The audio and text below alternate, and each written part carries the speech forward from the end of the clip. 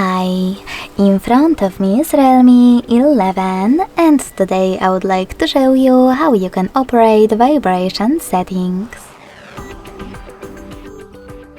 Begin by going into Devices Settings and scrolling down to access Sound and Vibration. Sorry, misclick. Now tap on this switcher next to Vibrate on ring right away to enable or disable incoming calls vibrations. Then click on Sound Mode, and in order to mute your device completely, leaving only vibrations, select Vibrate from the list. Then scroll all the way down.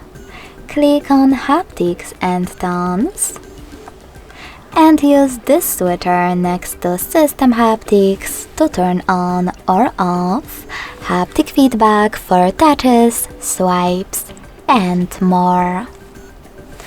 Thanks so much for watching. If you enjoyed this video, don't forget to leave a like, comment, and subscribe. Bye!